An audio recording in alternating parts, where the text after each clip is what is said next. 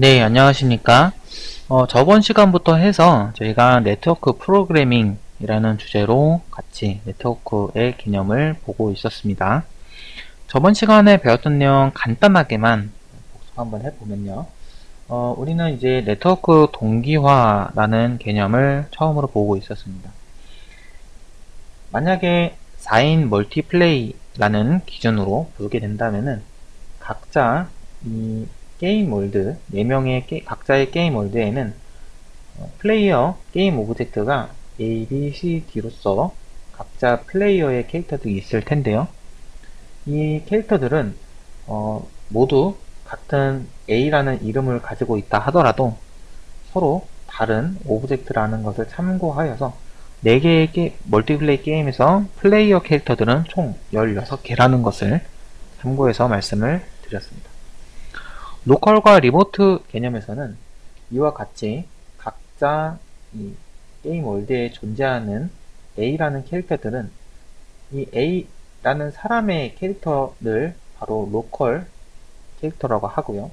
그 다음에 다른 사람의 게임 월드에 있는 A라는 사람에 있는 캐릭터들은 리모트 A라고 정의했습니다. 이것은 로컬 오브젝트는 주도권이라고 설명을 드렸었습니다. 그래서 각자 자신에게 있는 주도권이 자신에게 있는 캐릭터들을 로컬 오브젝트, 그 다음에 주도권이 네트워크 너머에 다른 사람에게 있는 오브젝트를 리모트 오브젝트라고 부릅니다. 그 다음에 동기화에 대한 개념인데요. 로컬 A라는 사람이 캐릭터를 움직였다고 가정했을 때 다른 캐릭터들은 네트워크 상태가 아니라고 한다면 서로 다른 캐릭터고 네트워크가 없기 때문에 서로 움직이는 작업이 없습니다. 그런데 네트워크 연결되어 있다고 하면 로컬 A라는 캐릭터가 움직인 정보를 각자 B, C, D 컴퓨터에 전달하여서 리모트 A에게 변경된 위치랑 변경된 그 여러가지 정보를 전달을 해 주어서 움직이게 해줍니다. 이와 같은 기능을 동기화라고 합니다. 그래서 이러한 방식으로서 각자 게임 월드에서 각자의 로컬 캐릭터들이 변경되는 정보들을 서로에게 전송을 해주기 때문에 이 4개의 월드에서 끊임없이 서로의 정보들을 전달하면서 동기화를 한다는 것이 바로 4인 멀티플레이어입니다. 만일 여기서 동기화의 간격이 길거나 네트워크 품질이 좋지 않다고 하면은 4개의 게임 월드는 서로 달라질 수도 있게 됩니다.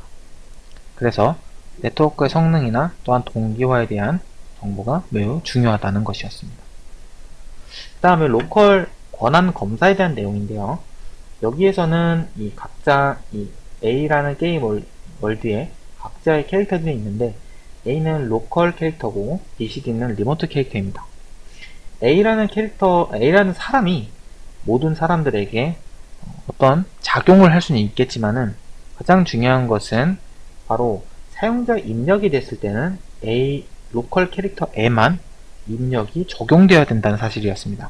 그래서 로컬 권한 검사라는 것은 바로 이 입력을 받을 때 로컬인지 아닌지를 반드시 분기점을 나와주어서 로컬인 경우에만 사용자 입력을 감지하고 움직임을 할 수 있도록 처리해주고 나머지 리모트 캐릭터들은 움직이지 않도록 처리해준다는 것이 바로 특징이었습니다. 그럼 어떻게 A, B, C, D가 각자 로컬인지 리모트인지를 분별하나요? 바로 로컬이라는 변수를 통해서입니다. 네, 이와 같이 해서 동기화에 대해서 좀 정리를 해보았고요. 그 다음에 이번 시간에는 게임 서버의 종류에 대한 주제로 같이 한번 보도록 하겠습니다. 네, 그러면은 게임 서버에 대해서 하나씩 보도록 하겠습니다. 오늘 이야기할 거는요 크게 4가지: 전용 서버, 그 다음에 리슨 서버, P2P 서버, 그 다음에 그 이외의 서버에 대해서 알아볼게요.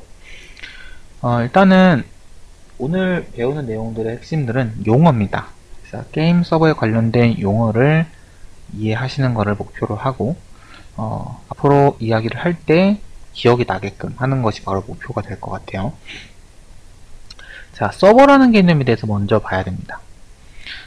기본적으로 이제 네트워크를 기반으로 하는 게임들은 서버와 클라이언트라는 구조가 됩니다. 그래서 왼쪽에 있는 그림이 서버라고 이야기를 한다면 오른쪽에 있는 것들이 클라이언트들이 되겠습니다. 아까 저희가 봤던 게 바로 클라이언트들이었죠. 그리고 이 클라이언트들이 서버에 접속하는 방식이 되겠네요. 그죠? 이와 같이 서버는 클라이언트들이 참가할 수 있도록 네트워크 공간을 마련해주는 컴퓨터가 되겠고요. 호스트라고도 부릅니다. 서버에 참가해서 게임을 플레이하는 컴퓨터를 클라이언트라고 합니다. 여기서 서버는 단순히 고정되어 있는 네트워크 공간을 마련하는 것뿐만 아니라 게임 속 상호작용하는 연산도 담당을 하게 됩니다. 그것이 바로 이 그림에서는 리모트 ADC가 그려져 있는 걸로 표현이 되고 있습니다.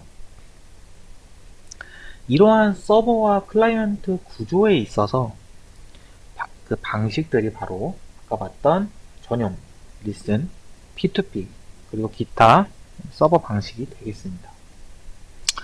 자, 먼저 첫 번째로 있는 전용 서버에 대해서 알아볼게요. 전용 서버는 서버에 있는 모든 자원들이, 자원이라는 거는 이제 여러분들이 이제 게임을 돌리는 데 있어서 뭐 렉이 걸리게 되는 이런 부분들은 바로 연산 장치랑 그 다음에 저장 장치 때문입니다. 이거를 CPU, 그 다음에 GPU, 그 다음에 램 카드, 그 다음에 디스크 이런 식으로 이야기를 하는데요. 이런 것들을 사용하는 것을 바로 자원이라고 합니다. 이 전용 서버는 서버의 모든 자원이 온전히 네트워크 서비스를 유지하는 데 사용이 됩니다. 그리고 네, 인코딩 걸어놓은 영상이 잠시 떴습니다. 어디까지 설명했죠? 네, 전용 서버라는 것은 이 서버에 있는 모든 자원들이 네트워크 서비스를 유지하는 데 사용이 되게 되며 서버는 플레이어에 직접 참가하지 않는 형태가 바로 전용 서버라고 합니다. 그래서 이 전용 서버 같은 경우가 이와 같은 그림으로 되는데요.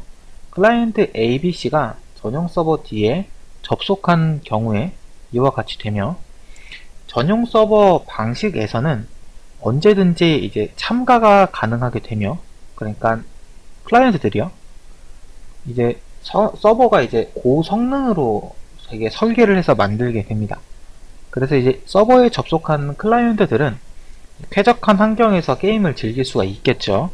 왜냐하면은 이 네트워크 서비스를 유지하는데 서버의 자원들이 활용되고 있으니까요. 그리고 하지만 이제 전용 서버가 그렇게 하기 때문에 고정 비용이 많이 발생한다. 이런 게 또 단점이 되겠습니다. 그게 바로 서버 클라이언트의 구조 중에 전용 서버에 대한 설명입니다. 두 번째로 리슨 서버에 대해서 보겠습니다. 리슨 서버 방식은 전용 서버가 없는 대신에 클라이언트 중에 하나가 서버의 역할을 맡는 것이 바로 리슨 서버라고 합니다. 리슨 서버는 게임의 플레이어로도 참가를 하기 때문에 리슨 서버 방식을 Play as Host 라고도 부르기도 합니다. 서버 역할을 받은 이 클라이언트를 방장이라고 말을 하고 호스트, 마스터 클라이언트라는 이름 등으로 부릅니다. 아무래도 리슨 서버 방식은 전용 서버에 비해서는 유지 비용이 적습니다. 클라이언트가 바로 서버를 열어서 접속하도록 만드니까요. 또한 혹시라도 물리적으로 서로 가깝다, 클라이언트들이 가깝다고 한다면은 네트워크의 반응 속도가 이 전용 서버보다 훨씬 더 빠를 수 있습니다. 그런 것들이 장점이 되겠죠. 리슨 서버 방식에서는 호스트 플레이어의 컴퓨터 성능이 매우 중요합니다. 그래서 성능이 좋으면은 네트워크 품질도 좋아지고 성능이 떨어지면은 네트워크 품질이 떨어지기 때문에 이 리슨 서버에 운영하는 데 있어서 어려움을 겪을 수 있겠죠. 호스트가 게임을 혹시라도 종료하게 된다고 하면 진행 중인 게임들이 일시 정지되고 남은 클라이언트 중에서 새롭게 호스트를 선정을 해서 서버로 열어주는 이러한 절차가 필요한 것이 바로 리슨 서버가 되겠습니다. 자, 이게 바로 전용 서버와의 차이죠.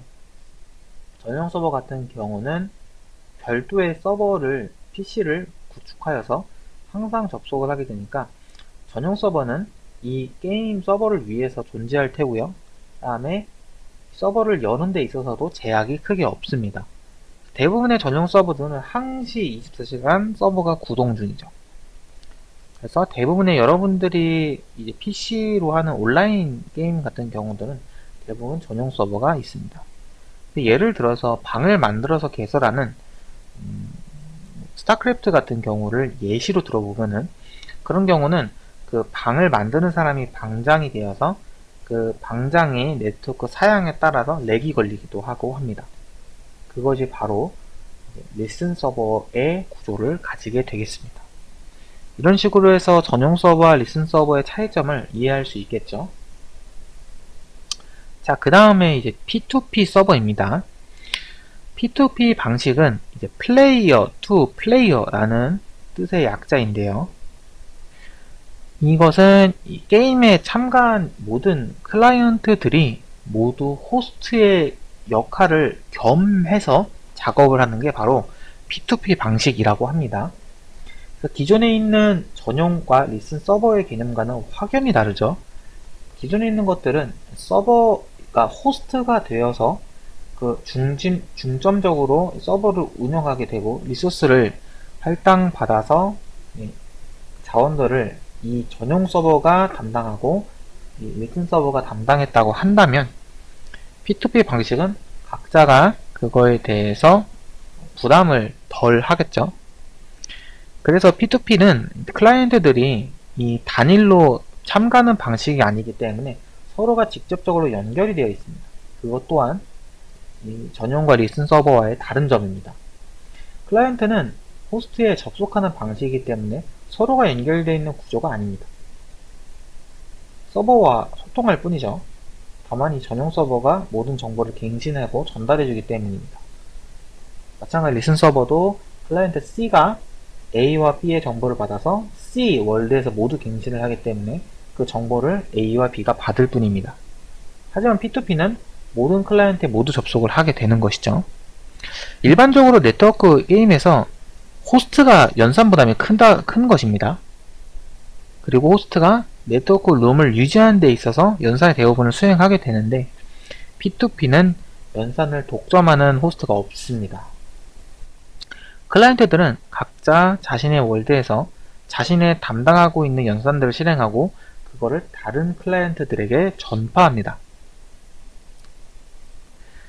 이와 같은 경우는 호스트가 이제 게임을 혹시라도 도중에 종료하게 된다고 했을 때 기존에 있는 리슨 서버 같은 경우는 이제 호스트를 교체해야 되는 작업이 필요한 반면 P2P는 그러한 정보가 그런 과정이 불필요합니다. 서버에 대한 유지 비용이 발생하지 않다는 것이 장점이 될 때고요. 클라이언트들끼리 연결이 되기 때문에 클라이언트 수가 적은 경우에 한해서 다른 방법들에 보다 네트워크 속도가 빠른 것이 장점입니다. 개발자 입장에서는 P2P를 사용해서 프로그램을 짜게 되면은 이 처리에 대한 흐름들을 직관적으로 만들 수 있다는 것이 또한 개발에 대한 장점도 됩니다. 하지만 P2P 방식은 참가자가 증가를 하게 되면 될수록 반응 속도가 굉장히 현저하게 떨어지는 것이 특징입니다. 따라서 P2P 방식을 하시려면은 16명을 최대로 해놓고 작업을 하는 경우가 대부분입니다. 다른 방법보다 참가자 인원을 대비해서 유지해야 되는 회선수가 굉장히 많기 때문에 그렇습니다. 호스트가 정해져 있는 방식에서는 호스트를 통해서 다른 클라이언트들의 정보를 알 수 있습니다. 이와 같은 전용과 리슨 서버입니다. 그래서 호스트가 정해져 있으면은 이 호스트가 클라이언트들의 정보를 모두 가지고 있게 되겠죠. 하지만 P2P 방식에서는 각각의 클라이언트가 자신을 제외한 모든 클라이언트에 직접적으로 연결이 되어 있어야 되기 때문에 클라이언트들의 부담이 커집니다. 이래서 연결수가 늘어나면 늘어날수록 각자 클라이언트가 부담하는 연산량이 빠르게 늘어나다가 어느 순간에는 P2P의 이 개별 클라이언트들이 호스트 클라이언트 이 방식보다 더 많은 연산 부담을 가질 수밖에 없습니다. 그죠? 왜냐하면은 연산에 대한 부담을 가지게 되는 게 바로 연결 수 때문이에요. 클라이언트, 만약에 이와 같은 리슨 서버와 전용 서버 같은 경우는 단일로 전송을 하면 되기 때문에 클라이언트들은 각자 자신의 일만을 전달하고 그 다음에 갱신된 정보만을 받는 한 가지 정보만 받습니다. 그래서 전용 서버의 성능이 중요하다고 설명을 드렸죠. 리슨 서버는 이처럼 클라이언트의 성능에 따라서 좌지우지되기 때문에 성능이 떨어지면 전체적으로 서버가 느릴 수밖에 없습니다. P2P 서버는 이와는 반대로 연결되어 있는 수가 많기 때문에 개별 클라이언트가 많아지면 연산 부담이 그야 급수적으로 커지는 것입니다. 또한 이제 P2P 방식의 단점으로는 수치를 변조하는 데 취약합니다. 예를 들어서 호스트가 있으면은 어떤 중요한 연산과 데이터가 있으면 호스트에서 관리를 하고 클라이언트는 그 결과만 받습니다. 이럴 때는 어떤 특정되어 있는 클라이언트가 이 점수나 체력 등에 대한 수치를 위조하는 것이 어렵죠. 클라이언트가 뭐 해킹을 해서 수치를 변경한다 하더라도 관리하는 것은 호스트이기 때문에 그러한 단계, 뭐야, 정보가 날랐는데 잘못 날라왔다. 이렇게 호스트가 인지해서 그거에 대해서 처리를 할 수 있다는 것이 장점이라고 한다면 P2P 방식에서는 각자가 연산을 수행하고 동기화하기 때문에 이런 것들을 위조하게 될 경우, 해킹하게 될 경우에는 안 좋은 정보로 전파될 가능성이 크다는 것을 참고해야 될 것입니다. 자, 이게 대표적으로 사용되는 게임 서버의 종류들이 될 테고요. 자, 이제 알아볼 것은 매치메이킹 서버라는 것과 포톤 룸에 대해서 추가적으로 알아보려고 합니다. 저희가 사용하려는 것은 매치메이킹 방식의 서버를 쓰려고 합니다. 그래서 이거에 대해 정보를 볼 건데요. 일단은 저희가 할 이 좀비 서바이버는 리슨 서버의 방식으로 구현할 것입니다. 그런데 이 매치메이킹이라는 서버의 이 의미는 뭐냐면요. 포톤이라는 저희가 사용할 이 라이브러리의 전용 클라우드 서버를 사용할 겁니다. 리슨 서버랑 P2P 방식을 사용하더라도 참가해야 될 클라이언트들이 이제 서로를 찾아서 방 하나에 모이는 과정도 전용 서버가 필요하겠죠. 이렇게 되어 있는 전용 서버를 매치메이킹 서버라고 부릅니다. 자, 다시 얘기할게요. 리슨 서버 방식으로 사용해서 구현할 것입니다.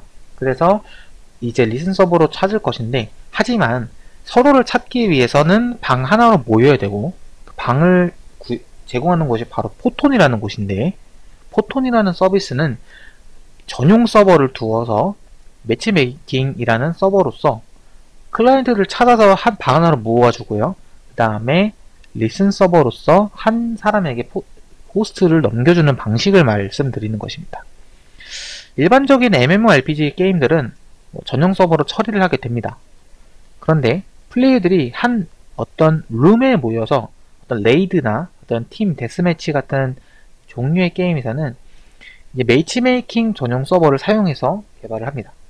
룸이 구성돼서 라운드가 시작될 때는 이 플레이어 중 한 명을 호스트로 삼게 되는 리슨 서버 방식으로 사용해서 개발한다는 것이 바로 이 매치메이킹 서버의 특징이라고 이해를 하시면 좋을 것 같아요. 자, 그 다음에 포톤 룸에 대한 이야기입니다. 게임을 플레이하기 위해서는 네트워크를 통해서 여러 클라이언트들이 하나의 세션으로 모여야 한다고 설명드렸습니다. 포톤은 이렇게 여러 클라이언트가 모인 네트워크의 가상의 공간을 룸이라는 단위로 부릅니다. 아까 매치메이킹 서버에서 간단하게 설명드렸어요. 서로 떨어져 있는 클라이언트들이 이 매치메이킹을 통해서 모이게 할 건데, 포톤의 룸은 유니티의 씬이 아닙니다. 그래서 포톤의 룸은 유니티의 씬과는 다른 계층에서 동작을 하게 되고, 플레이어들은 같은 룸에 있지만 서로 다른 씬을 로드하는 것도 가능하게 되는 것이 바로 포톤의 룸 시스템 때문입니다. 하나의 룸에 플레이어들이 모여있는 상태는 여러 사람들이 각자 마치 무소형 무전기를 든 거와 같이 같은 주파수를 공유하는 것으로 이해하면은 포톤룸에 대해서 이해할 수 있습니다. 주파수를 공유한 사람들 끼기는 정보를 공유하고 같은 장소로 이동을 할 수 있습니다. 하지만 이러한 주파수를 공유한다는 사실 자체가 어떤 물리적인 장소, 그러니까 유니티로 말하면 씬이죠. 거기랑은 연관성이 없다는 사실을 알아야 됩니다. 그래서 포톤룸이라는 것은 주파수를 공유해 줄 수 있도록 제공해 주는 장소이고, 이것은 유니티와는 별개라는 것입니다. 그래서 모든 클라이언트들은 포톤룸에서 정보를 제공해서 하나의 룸에 모이도록 정보를 받지만, 이거는 여러분들의 유니티 씬과는 별개의 포톤의 서비스라는 것을 설명드리려고 이 포톤룸이라고 말씀을 드린 것입니다. 네, 이와 같이 해서 네트워크 이제 게임 서버에 대해서 좀 알아보게 되었고요. 네, 다음 시간에는 이제 마지막 네트워크 권한 분리에 대해서 알아보고, 그 다음에 저희 프로젝트 작업을 시작해 보도록 하겠습니다.